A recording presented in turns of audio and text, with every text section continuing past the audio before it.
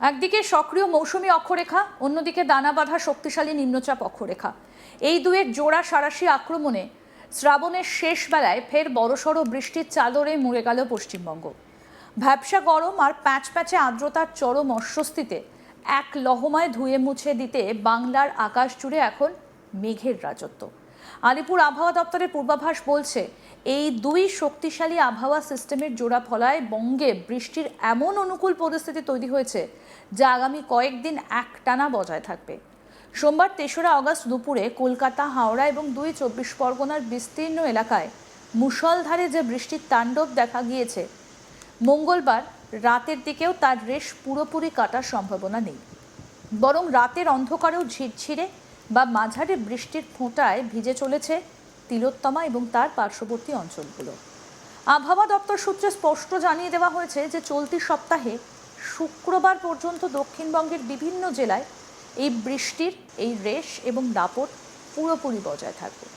অন্যদিকে উত্তরবঙ্গের পাহাড়ি এবং সমতল জেলাগুলোতেও ভারী বৃষ্টির পূর্বাভাস বহাল রয়েছে। বিশেষ করে বৃহস্পতিবার পর্যন্ত উত্তরবঙ্গের একাধিক জেলার জন্য জারি করা হয়েছে ভারী বৃষ্টির হলুদ সতর্কতা, যা দুর্যোগের আশঙ্কাকে আরও কিছুটা বাড়িয়ে তুলেছে। বাংলার ওপর দিয়ে বয়ে চলা এই আকস্মিক দুর্যোগের মূল কারণ কি তা নিয়ে ইতিমধ্যেই বিশদ ব্যাখ্যা দিয়েছে আলিপুর আবহাওয়া দফতর। আবহবিদদের মতে এই মুহূর্তে দেশের আবহাওয়া মানচিত্রে দুটো অত্যন্ত প্রভাবশালী সিস্টেম সক্রিয় রয়েছে। প্রথমত, একটা সক্রিয় মৌসুমী অক্ষরেখা বা মনসুন ট্রাফ দেশের রাজস্থানের বিকানের থেকে শুরু করে রাজধানী দিল্লি, লখনৌ, পাটনা হয়ে একেবারে উত্তর পূর্ব ভারতের মণিপুর পর্যন্ত বিস্তৃত রয়েছে। এই দীর্ঘ অক্ষরেখাটির অবস্থান পশ্চিমবঙ্গ এবং তার কাছাকাছি অঞ্চলের ওপর দিয়ে যাবার ফলে বায়ুমণ্ডলে প্রচুর পরিমাণে জলীয় বাষ্প প্রবেশ করছে। দ্বিতীয়ত, এর ঠিক সমান্তরালে বা সংযোগকারী হিসেবে রাজস্থান থেকে উত্তর পূর্ব বিহার পর্যন্ত আরও একটা শক্তিশালী নিম্নচাপ অক্ষরেখা সক্রিয় রয়েছে। এই দুই ওয়েদার সিস্টেম যখন একসঙ্গে হাত ধরাধরি করে কাজ করে, তখন আবহাওয়া বিজ্ঞানের ভাষায় তাকে সাঁড়াশি আক্রমণ বলা চলে। এই জোড়া ফলা বা জোড়া সিস্টেমের প্রভাবেই বঙ্গোপসাগর থেকে অবিরাম ছুটে আসছে জলীয় বাষ্পে ভরপুর আর্দ্র হাওয়া, আর তার ফলেই রাজ্যের বিভিন্ন জেলা থেকে শুরু করে মহানগরেও ঘন কালো মেঘের আনাগোনা এবং ভারী থেকে অতি ভারী বৃষ্টির অনুকূল পরিস্থিতি তৈরি হয়েছে। রাতের আবহাওয়ার দিকে তাকালে দেখা যাচ্ছে, মঙ্গলবার রাতের দিকেও কলকাতার আকাশ মূলত মেঘলা রয়েছে। দিনের বিভিন্ন সময় হালকা থেকে মাঝারি পশলার বৃষ্টি এই রাতের শহরেই বিভিন্ন প্রান্তে স্বস্তি বা অস্বস্তি উভয়ই বয়ে আনছে। বাতাসে জলীয় বাষ্পের পরিমাণ এতটাই বেশি রয়েছে যে আপেক্ষিক আর্দ্রতার পরিমাণ সর্বাধিক 99% পর্যন্ত পৌঁছে যেতে পারে। সোমবার শহরের সর্বোচ্চ তাপমাত্রা রেকর্ড করা হয়েছিল প্রায় 34 ডিগ্রির একটু বেশি, 34.4 ডিগ্রি সেলসিয়াস, এবং সর্বনিম্ন তাপমাত্রা নেমে এসেছিল 26.7 ডিগ্রি সেলসিয়াস পর্যন্ত। রাতের দিকে মেঘের চাদর মুড়ে থাকার কারণে ভ্যাপসা গরমের অনুভূতি পুরোপুরি দূর না হলেও একটানা বৃষ্টির শীতল আমেজে রাতের আবহাওয়া অনেকটা মনোরম হয়ে উঠেছে। তবে আর্দ্রতা বেশি থাকায় বাতাসে একটা অস্বস্তিকর গুমট ভাব বজায় রয়েছে, যা বৃষ্টির ফোঁটা নামলে সাময়িকভাবে কেটে যাচ্ছে। দক্ষিণবঙ্গের পাশাপাশি উত্তরবঙ্গের আবহাওয়া পরিস্থিতিও বেশ উদ্বেগজনক। আলিপুর আবহাওয়া দফতর সূত্রে খবর, উত্তরবঙ্গের জেলাগুলিতেও আগামী বৃহস্পতিবার পর্যন্ত ভারী বৃষ্টির হলুদ সতর্কতা বহাল রাখা হয়েছে। বিশেষ করে দার্জিলিং, কালিম্পং, আলিপুরদুয়ার, কোচবিহার এবং জলপাইগুড়ির মতো জেলাগুলোতে পাহাড়ি ঢালে নদীগুলোর জলস্তর বাড়তে পারে। পাহাড়ি রাস্তায় ধস নামার আশঙ্কাও উড়িয়ে দেওয়া যাচ্ছে না। উত্তরবঙ্গের ভৌগোলিক অবস্থানের কারণে সেখানে মনসুন ট্রাফের প্রভাব সবসময় একটু বেশি সক্রিয় থাকে। এই দফায় সেই সক্রিয়তা আরও বেশি মাত্রায় দেখা দেওয়ায় উত্তরবঙ্গের সাধারণ মানুষকে বাড়তি সতর্কতা অবলম্বনের পরামর্শ দিয়েছে প্রশাসন। তিস্তা, তোরসা কিংবা জলঢাকা নদীর তীরবর্তী এলাকার বাসিন্দাদের ওপর নজর রাখা হচ্ছে।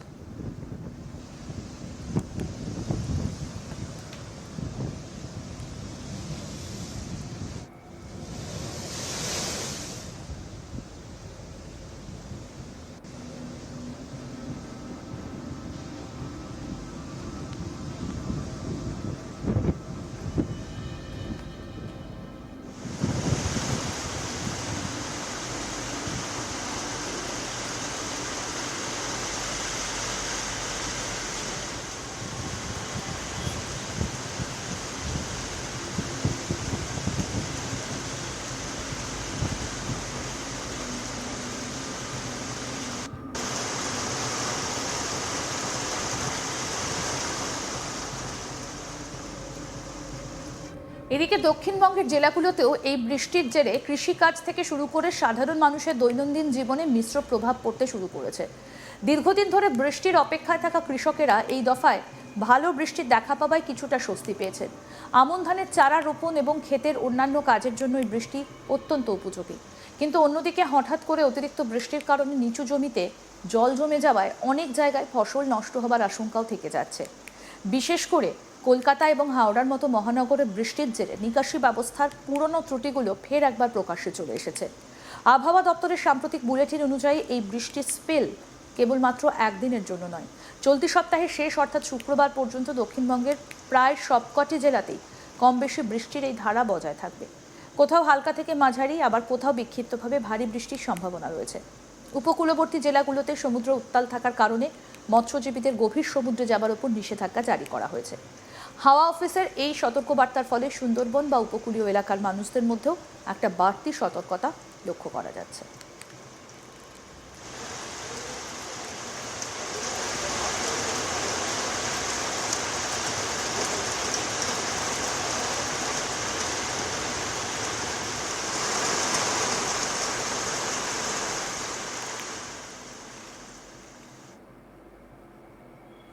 একেবারে ভরা বর্ষার মরশুম চলছে এই মুহূর্তে। আবহাওয়াবিদরা বলছেন যে এই মুহূর্তে দুর্যোগ বাংলার ওপর দিয়ে বেশ খানিকটা বেড়েছে। বাংলার ওপর দিয়ে বয়ে চলা এই আকস্মিক দুর্যোগের মূল কারণ কি তা নিয়ে ইতিমধ্যেই বিশদ ব্যাখ্যা দিয়েছে আলিপুর আবহাওয়া দফতর। আবহাওয়াবিদদের মতে এই মুহূর্তে দেশের আবহাওয়া মানচিত্রে দুটো অত্যন্ত প্রভাবশালী সিস্টেম সক্রিয় রয়েছে। প্রথমত একটা সক্রিয় মৌসুমী অক্ষরেখা বা মনসুন ট্রাফ দেশের রাজস্থানের বিকানের থেকে শুরু করে রাজধানী দিল্লি, লখনৌ, পাটনা হয়ে একেবারে উত্তর পূর্ব ভারতের মণিপুর পর্যন্ত বিস্তৃত রয়েছে। এই দীর্ঘ অক্ষরেখাটার অবস্থান পশ্চিমবঙ্গ এবং তার কাছাকাছি অঞ্চলের উপর দিয়ে যাওয়ার ফলে বায়ুমণ্ডলে প্রচুর পরিমাণে জলীয় বাষ্প প্রবেশ করছে। দ্বিতীয়ত এর ঠিক সমান্তরালে বা সংযোগকারী হিসেবে রাজস্থান থেকে উত্তর পূর্ব বিহার পর্যন্ত আরও একটা শক্তিশালী নিম্নচাপ অক্ষরেখা সক্রিয় রয়েছে। এই দুই ওয়েদার সিস্টেম যখন একসঙ্গে হাত ধরাধরি করে কাজ করে তখন আবহাওয়া বিজ্ঞানের ভাষায় তাকে সাঁড়াশি আক্রমণ বলা চলে। এই জোড়া ফলা বা জোড়া সিস্টেমের প্রভাবেই বঙ্গোপসাগর থেকে অবিরাম ছুটে আসছে জলীয় বাষ্পে ভরপুর আর্দ্র হাওয়া, আর তার ফলেই রাজ্যের বিভিন্ন জেলা থেকে শুরু করে মহানগরেও ঘন কালো মেঘের আনাগোনা এবং ভারী থেকে অতি ভারী বৃষ্টির অনুকূল পরিস্থিতি তৈরি হয়েছে। আরও আপডেট পেতে দেখতে থাকুন আজ তাক বাংলা, সাবস্ক্রাইব করুন।